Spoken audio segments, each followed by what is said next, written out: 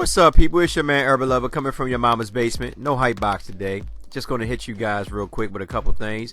A recap about the game when they played the Pacers. The Lakers played the Pacers. A couple good things. You know, the Lakers, first and foremost, I mean, Indiana is like a struggling team as well, just like the Lakers. I mean, they're in the East. So you're going to, I mean, like at this point in time, from number 5 on down, it's like a struggle in between that. You know, as in rankings, like, you know, number 5 seed on down. A lot of teams are actually fighting to get into that 8th spot, 7th spot. Indiana just started really winning. But the thing I want to talk about is, first and foremost, let's get into the team stats. And I want to talk about Zubac's minutes. I want to talk D'Angelo Russell's update on his injury and go from there. So the Lakers shot 47% from the field. The Pacers shot 42%. The Lakers shot 42% from the three-point arc, 14 for 32. The Pacers shot 41%, 10 for 24. Free throws made, the Lakers shot 80%, 12 for 15. And the Pacers was 18 for 25. Now, total rebounds, we out-rebound them by 6. We had 54 to their 48. We had 16 offensive boards to their 8. Defensive rebounds, they had 29 out of 35. Team rebounds, they had 11 to out 3. Our hustle man points, they had 24 assists, we had 27. Steals, they had 17, we had 15. So it was a lot of steals, a lot of turnovers. JC had the biggest turnover ratio, I think, in a while. I don't know if he ever had that many turnovers before, but I know he had 7. Blocks, Pacers had 7, we had 4. Now, that's the reason why I want to talk about Zubac, but I'm going to talk about a couple other good things. Turnovers, they had 21, we had 24, a lot of turnovers. Fast break points, they had 15, 12, 13. Points off turnovers, they had 29, 12, 28. Points in the paint, 36 for them, 52 for the Lakers. Personal fouls, 12 for them and 20 for us. Now, points in the paint, the reason why I looked good, 2 obvious people stood out, and I'm going to tell you the reason why these guys stood out. I said it in my last video, and I said it this time again. Now, Zubac in the previous game came out in 26 minutes, played a hell of a good game. This game, he only played 6 minutes. So I think Lou Walton is psychology. Lou Walton is I can't even get the word out. I can't get the word out right now. Psychologically. God damn it, that's a hard word. He's basically, I think what he's doing is he's using Zubac in order to encourage Tariq Black, or Tar Black, however y'all want to say his name, and Timothy Moscow. I think he's trying to get those guys to actually play a little bit harder. Now, keep in mind, you got 4 center rotation. That means somebody's going to be left out, and you already seen who that is, and that's Robinson. The funny thing is, when Zubac came out and played good in that last game, Miles minutes already being cut as is. Now, Tariq Black had a good game in that game because he's seen that, you know, before that, Zubac was getting playing time. So, the thing is, remember, Tariq Black was getting killed by a lot of big guys. Now, keep in mind, in the end, Miles Turner's not, I mean, I think he was 6'10" or something like that. But at the end of the day, he's not no dominant center. I mean, let's be real. He's okay, but he's not a dominant center.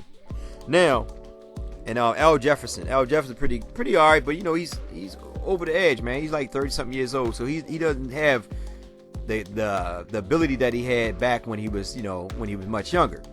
So Tar Black seen this and he took advantage of it in the Denver game. In this game, he did the exact same thing. He came out with an edge on his shoulder because he see that if he don't play hard, Zubac is breathing down his neck, and that's the same they go with Mozgov. Mozgov, besides that game in Denver. Before that, Miles was actually, I said it before, Miles was playing pretty decent. He just wasn't getting the minutes. So this game right here, Miles and Tariq Black went off, which to me is a good thing because, like I said before, our perimeter defense and interior defense has been suspect. You know, a guy's been doing whatever they want, getting to the paint, getting easy plays. Here, these guys actually came to play, and these actually were. This was a big thing, you know, to us. Now, Miles didn't really do too much. But here's the thing Miles did that you don't see Miles do in a while. Miles had 2 blocks, 11 rebounds. He only had 4 points, but he played good defense. 11 rebounds. He had 4 on the offensive board. You know, and this is what we've been wanting from Miles for so long. And I told people that Miles is not going to give you 10 to 12 boards every game. You know, he's Roy Hibbert 2.0, and he's going to give you what he can. But I was happy to see him come out and actually grab some rebounds because he's freaking 7'2". There's no reason for him not to grab rebounds. You know, and Tariq Black, you know, he had 13 boards in 28 minutes. 6 on the offensive board. A couple of them that, you know, he put back in. And he had 3 assists. So it wasn't really a reason for them to bring Robinson in unless he was actually backing up Julius Randle. But they had, you know, like I said, they had Black rotating to that spot, which is good because I like the idea that, you know, Black get to play a little bit power forward too. Because I said it before and I said over and over again, he's better than a power forward to me. I mean, that's his true natural position. I mean, he's actually playing out of position. So they're just trying to find a rhythm with him. Now, Jordan Clarkson, even though he was 5 for 12, you know, to that, you know, he shot 40-something% from the field, which is good. You know, 1-4 behind the 3-point. His biggest problem is he had 7 turnovers. But he made up with 5 steals.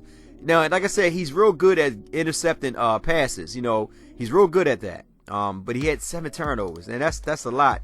And keep in mind, he was playing, I think he was playing 2 and a little bit of point. But if, I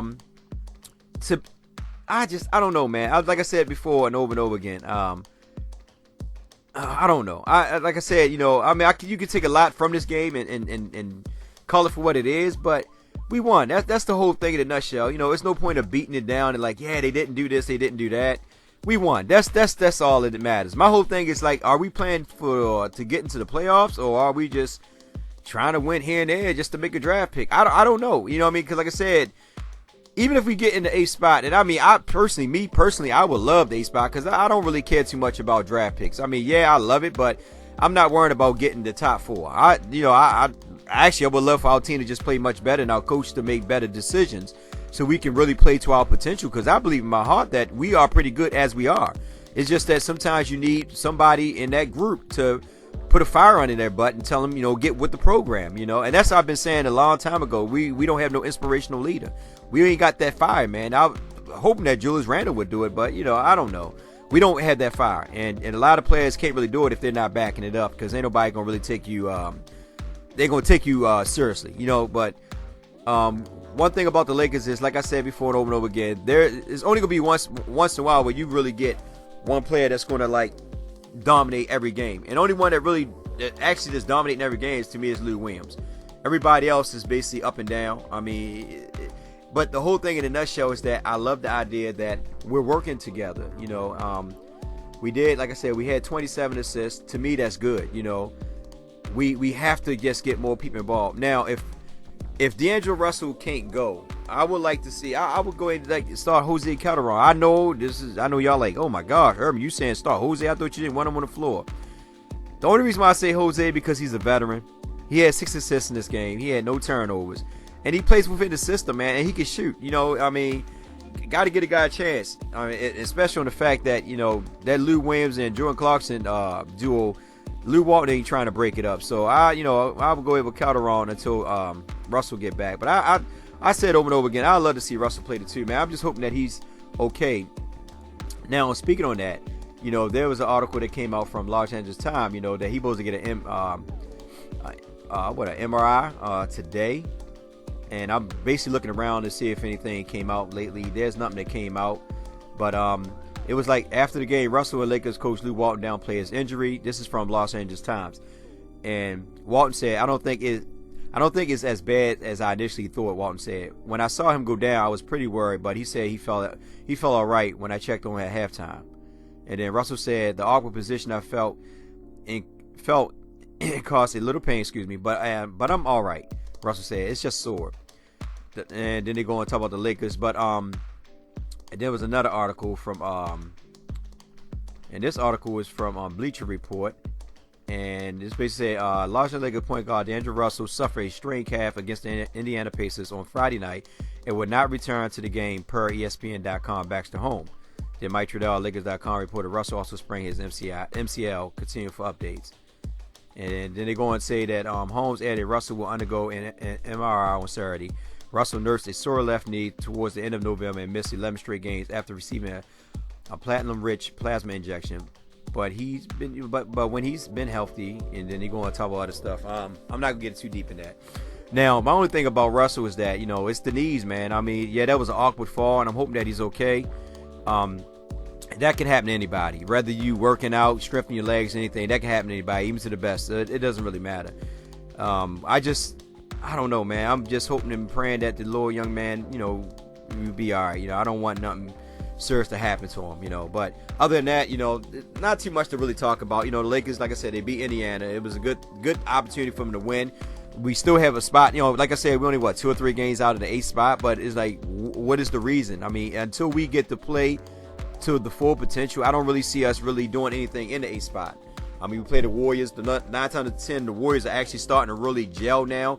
Like I told you at the beginning of the season, they're going to struggle for a minute just to get their rhythm because they got to, they acquired Kevin Durant. But now they're starting to really pick up. They blew out Cleveland. They blew out, what was it? A couple other teams they blew out, Houston. And it was another team they dominated. I can't think of another team. I think it was Chicago, I believe. I can't remember. But anyway, I don't really care about the superpower team. I'm not a big fan of just focusing on them teams like that, man. I don't deal with them type of powerhouse team. I know probably people that say, well, Irvin, the Lakers had a powerhouse team too. Not really, man. Because, if you go count when we got Karl Malone and Gary Payton, man, they were both over the hill at that time when we picked them up, So I don't really count that a powerhouse team. I mean, the freaking Warriors, all they guys are still in their 20s, so I don't count that. Ain't no team so far that I know that I watched that had 4 good players in their 20s and all them all-stars and superstars, playing against Division III teams. So I don't know, but anyway, we beat Indiana. That's a good thing. Like I said, not too much to talk about. Just hoping that D'Angelo Russell, it was just basically a negative, just basically get negative reports on his knee, because I like to see him back into the rotation, and plus on top of that, Larry Nance is about to great come back. So after the All-Star break, man, I really think the Lakers are going to turn it on. I think Lew Walton is starting to figure things out, from a coaching perspective. Keep in mind, he is a rookie. I do be hard on him, but I'm hard on everybody because I am a Laker fan first, and I want to see results as us winning. Now, I'm more patient than a lot of people, dog. I'm not saying get rid of this guy, get rid of that guy, because it's not going to benefit. I mean, I just be honest. I mean, you won't get another guy for another guy that's just as bad as the other guy. It doesn't really matter. We just got to let the young guys develop, at least give them a year or two to see where we're at, and then we make changes. You can't be so quick to say, okay, well, get rid of them, and you need to get to see their full potential. Like I said, at the end of the day, I still think that D. Russell should play the 2. That's what I think. He's better off the ball than, starting that point. And I'm not saying that he cannot pass. I've seen his passing. I like his passing, but I like to also see him be more aggressive as a guard, and, that's how I look at it. So, like I said, Lou Williams, you already know, he had a good game, 27 points. Calderon, he had 6 assists, played pretty good in the 19 minutes he played. Jordan Clarkson, we already talked about him. Tara Black, pretty good for 28 minutes, 13 boards. No blocks, but it's all good. He had six offensive boards. Zubac had 4 points in the baby time that he played. Robson ain't really getting no time, only 2 minutes. Nick Young, he tweaked his leg too, but he got back up, man. He was doing his new dance, the Nick Shake, you know what I'm saying? The one hop, I think he was talking to Soulja Boy, and he started that new dance, the hop, whatever it was, but he's okay, so from what I understand. Brandon Ingram had a good game, 15 points, 6 for 14. He was 3 for 6 from the 3-point arc. He's starting to come around, guys. He's starting to come around. But I'm going to take it one game at a time. I'm not going to be like, okay, then 2 games he go off. But he's been doing pretty good. And he's starting to come around. 7 rebounds, 3 steals, 2 assists. He's starting to come around. Randall, I'd like to see more on the rebounding side of him. But based on the position that he's playing and how Luke got him playing, you're not going to really always see him get 10 to 12 boards, because he's playing kind of different than what Byron Sky had him playing. But Brandon Ingram's starting to come around. Randall, I just want to see consistency from our young players, And as long as they're struggling, I don't mind. That's the whole point of us having veterans, to continue to keep us in the loop while these guys, find their niche. And people got to understand that we need those veterans, And it's not just trade one person is going to make the defense much better. We need a collective from the whole team to play better defense, because I know we can. We've seen games where we play pretty good defense. So anyway, it's your man Urban Lover. Like, share, subscribe. Get in the comment section. Tell me what you like. I know I messed up on that word. Don't worry about it. I'm keeping it straight. I'm not editing it. Not doing anything. I want you guys to laugh at my material. That's the whole point of why I do what I do, because I want you guys to enjoy, be entertained, and have fun listening to me talk. With that being said, love you guys. Be careful out there. And as always, have a blessed day and